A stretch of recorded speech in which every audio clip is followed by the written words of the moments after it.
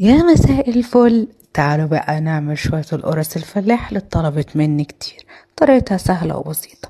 دول كيلو الا ربع من الدقيق، ممكن يعني نقول 3 كوبايات. عليهم 5 معالق من السكر، عليهم ذرة ملح. وهقولك دلوقتي هنحط معلقة بيكنج باودر، ده بيخليها نافشة وهشة وتاكليها ما تحسيش ان انتي بتاكليها اصلا، بتدوب في البق. وهنا حطيت 3 معالق سمسم، عايزه انت تقللي السمسم شويه قللي براحتك، المطبخ اختيار مش اجبار. وهنا عندي 1.25 كوباية من السمنه، عايزه تقللي يبقى سمنه وزيت، عايزه زبده وزيت، عايزه زبده بس سمنه بس براحتك، بس هي بالسمنه بتبقى تحفه. وكوبايه وربع، وهبتدي اقلبهم وبس الدقيق بايديا، لازم نبس الدقيق بايديا اهي. وبعد كده حطيت شوية خميرة، وانا بعد ما حطيت السمنة عشان السمنة بتبقى دافية، فمش عايزة احط الخميرة معاها عشان ما توقفش الخمر بتاعها.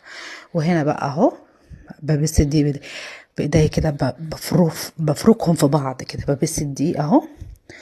وطبعا لو وصلتي لحد هنا متنسيش اللايك الجميل والمتابعة لاختك، وما تنسيش لو انت على اليوتيوب تفعلي زر الجرس عشان يوصلك كل جديد.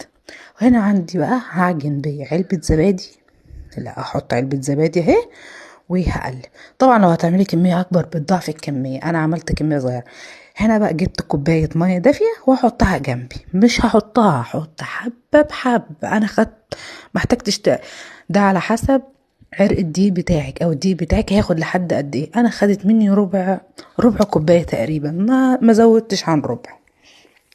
خدت مني ربع كوباية وهبتدي اعجن فيها اهو، بس مش بعجنها في بعضها، انا بعجنها بصوابعي زي ما انت شايفه كده اهي. لمتها اتلمت معايا، جميله وخفيفه ما بتلزقش، تحفه اهي. لما تضغطي عليها بايدك ما بترجعش تاني كده، بتعرفي ان هي جميله جدا. وهي هسيبها بقى هتغطيها وهسيبها ترتاح اهو. شوفي انت لما ما بتشققش يبقى كده هي مظبوطه، لان هي طبعا مش بتاعت بسكوت، بس هي بتبقى ناعمه. انا بوريك ازاي هي ناعمه، ازاي ملمسها ناعم جدا. هنا بعد ما خمرت جبت الصاج بتاعي اللي ادخله الفرن، هقطعها كور. المقاس بقى ده براحتك، يعني انت عايزاها مقاسها كبيره صغنونه زي ما تحبي. انا عملتها كده وابتدي اديها ضغطه خفيفه خالص، بس بعد ما احطها في الصاج هكورهم كلهم وارصهم جنب بعض في الصاج، وهبتدي احطها. حجمها بيزيد بعد شويه اهو. بعد كده بقى هبتدي ابططها تبطيطه